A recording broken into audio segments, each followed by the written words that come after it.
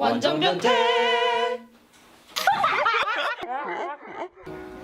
안녕하세요 여러분, 저희는 완전 변태입니다. 저희는 오늘 여러분들께 저희의 각 전공과 연관된 직업들을 소개해드리고 또 그 직업을 이루기 위해서는 무엇을 준비해야 하는지 알려드리고자 해요.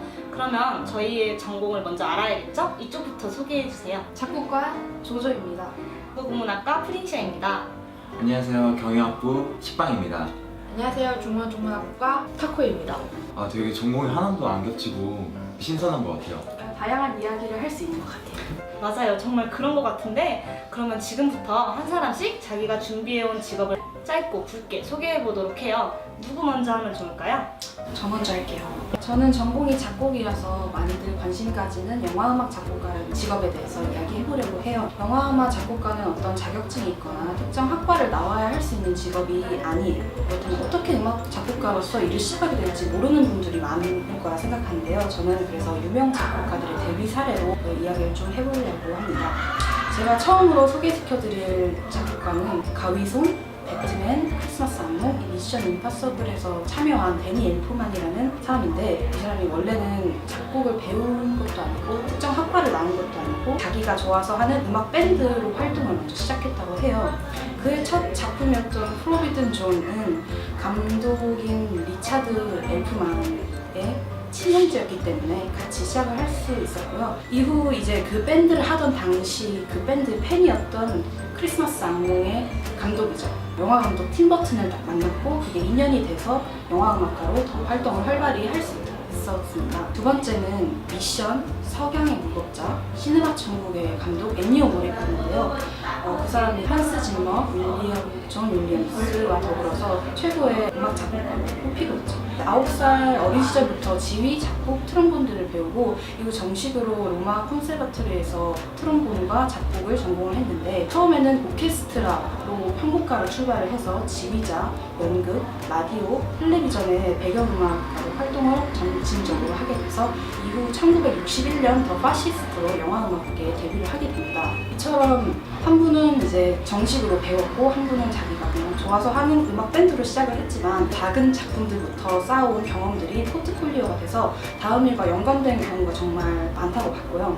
영화음악을 배우기 위해서 이런 걸 해라, 어디 과를 나와라, 뭐를 꼭 사라 이렇게 얘기를 할 수는 없어요. 왜냐면 두 분 다 너무 다른 삶을 살아오셨는데 결국에는 좋은 영화음악가가 되셨잖아요. 그래서 제가 감히 얘기해드리고 싶은 건 개인의 경험, 역량, 그 작품에서 자기가 어떤 역할을 했는지가 영화음악가를 위한 커리어에 가장 영향을 줄 수 있는 거라고 저는 그렇게 생각을 합니다. 네, 안녕하세요. 저는 경영학부 식빵입니다. 경영학부는 문과대학 중에서 상관계 계열로서 직업 선택의 폭이 많은 학부로 유명합니다.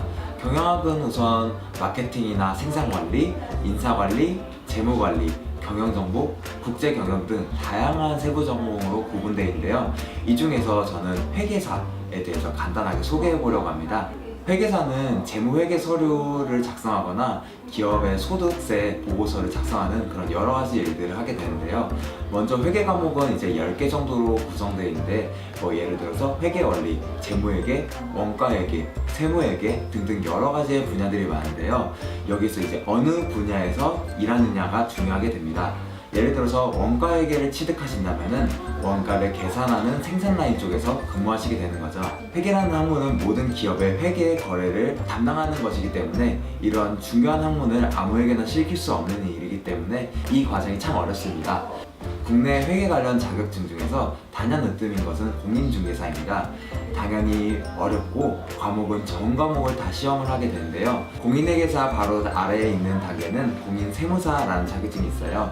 이걸 취득하게 되면은 국가 세무사가 될 수 있는데, 요새는 공인회계사를 취득해서 세무사가 되는 게 요즘 일반적인 추세이죠. 그리고 이하의 전산회계, 전산세무, FAT, TAT 등의 자격증이 존재하곤 해요. 경영에서 이 분야에 감각이 있다고 느끼시는 분들 회계 분야로 꽃을 피우시기 바랍니다. 이번에는 저 프린시아가 국어국문학과를 담당해서 설명해드리고자 해요. 국어국문학과는 문예창작과와 국어교육과 등과 같은 하나만 바라보고 준비하는 전공에 비해 진로 직업에 대한 전문성, 기술 이런 것들이 좀 많이 부족해요.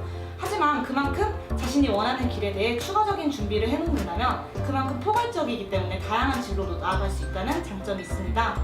국문학과 하면 다양한 진로가 떠오르지만 저는 그 중에 작사가에 대해 소개해드리고자 해요. 여러분, 작사가가 되기 위해선 무엇이 필요할까요? 저는 첫째로 음악에 대한 관심과 지식이 필요하다고 생각합니다. 다양한 음악을 들어야 하고 또 그냥 듣는 것이 아니라 쓰고 불러봐야 해요. 왜냐면 가사는 부르는 것이고 불러짐을 통해 듣는 것이기 때문이죠.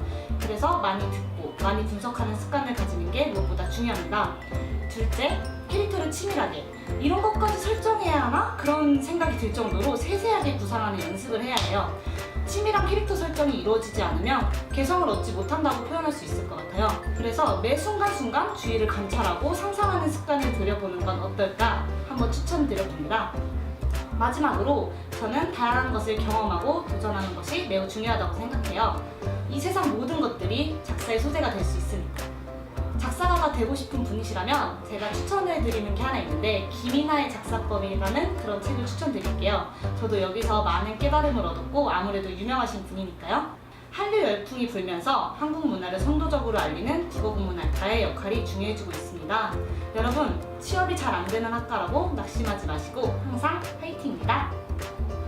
안녕하세요. 저는 중어중문학 전공입니다. 중어중문하면 보통 통역사를 많이 떠올리게 되는데요.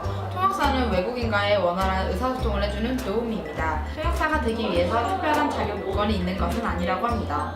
일반적으로 4년제 대학 졸업 후 통역대학원 과정을 이수하거나 대학원에서 해당 언어를 전공하거나 2-3년 정도 외국 체류 경험이 있는 사람들이 주로 활동합니다. 통역번역대학원에서는 다양한 통역 방법과 정치, 경제 등에 대한 전문 지식을 배울 수 있다고 합니다.